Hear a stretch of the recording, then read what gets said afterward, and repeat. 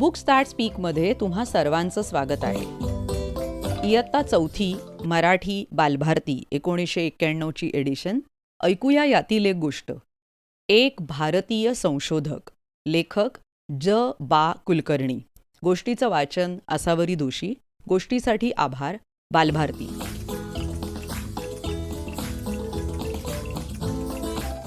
Doctor Shankar Abaji Bhise यांचा जन्म दिनांक 29 एप्रिल 1867 रोजी मुंबईत झाला.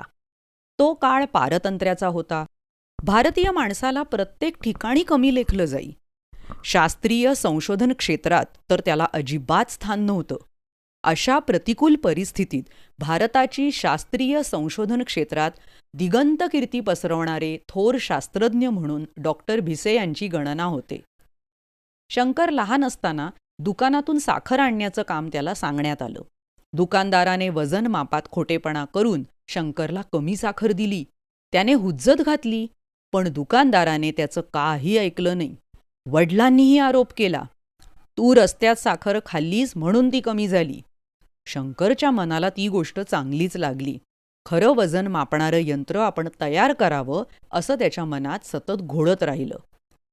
1898 सालची ही गोष्ट. इंग्लंडमधील एका शास्त्रीय मासिकात एक स्पर्धा जाहीर झाली होती. ही स्पर्धा वजनमापक यंत्राबद्दल होती. एकाच वेळी हव्या तेवढ्या वजनाची साखर, मीठ किंवा त्यासारख्याच इतर वस्तू यांचे मोजमाप करता येण्याची सोय त्यात असावी अशी अट होती. यंत्र शोधून काढणाऱ्यास बक्षीस होतं. भिसे यांच्या वाचनात ते आलं, पण त्यावेळी यंत्राचा आराखडा पाठवण्याची मुदत लवकरच संपणार होती. परंतु त्यांनी क्षणाचाही विलंब न लावता आराखडे तयार करून ते इंग्लंडला रवाना केले. आणि काय आश्चर्य! भिसे यांच्या यंत्राचे आराखडे सर्वश्रेष्ठ ठरले आणि त्यांना बक्षीस मिळालं. या स्पर्धेत युरोप व अमेरिकेतील नामवंत यंत्रशास्त्रज्ञांनी भाग घेतला होता. त्यामुळे अमेरिकेतील सायंटिफिक अमेरिका या शास्त्रीय मासिकात सदरहू शोधाचा खास उल्लेख करण्यात आला. भिसे यांच्या या यशाची बातमी भारतात पसरली. तेव्हा नामदार गोखले, न्यायमूर्ती रानडे इत्यादी पुढाऱ्यांनी भिसे यांना परदेशात जाऊन अधिकाधिक संशोधन करण्याची विनंती केली. थोर पुढाऱ्यांचा आदेश वंदनीय मानून भिसे यांनी 1898च्या मे महिन्यात इंग्लंडला प्रयाण केले. इंग्लंडमध्ये भिसे यांनी प्रामुख्याने छपाईच्या क्षेत्रात अनेक शोध लावले. यामध्ये भिसो टाईप आणि सिंगल टाईप कास्टर ही यंत्रे क्रांतिकारक ठरली. टाटांच्या सहकार्याने त्यांनी टाटा भिसे सिंडिकेट या नावाची संस्था स्थापन केली. पुढे इंग्लंडला बरीच वर्षे राहिल्यावर ते 1914 साली अमेरिकेला गेले.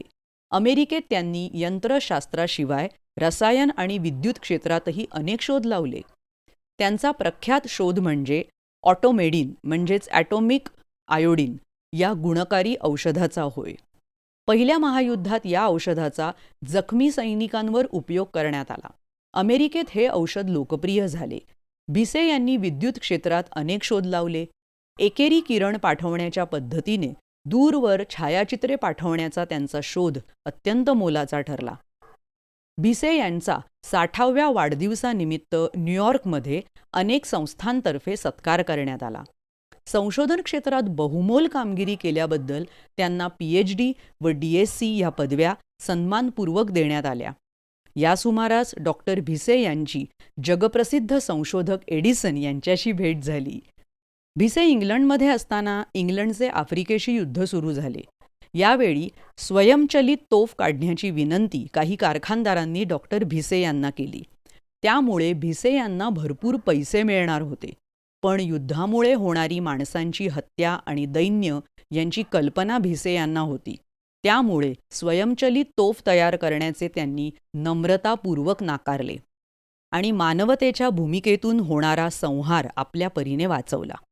डॉक्टर भिसे यांनी सुमारे 200 शोध लावले. त्यांचे कार्य आपल्या सर्वांना सदैव प्रेरक ठरेल यात शंकाच नाही.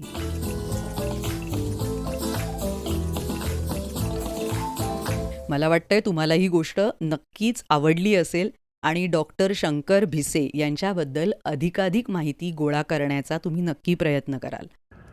या आणि अशा अनेक गोष्टी ऐकण्यासाठी बुक्स दॅट स्पीक या चॅनलला नक्की भेट द्या. Instagram ID books that speak. भेटूया लवकरच पुढल्या प्रस्तुतीत. Bye bye. धन्यवाद.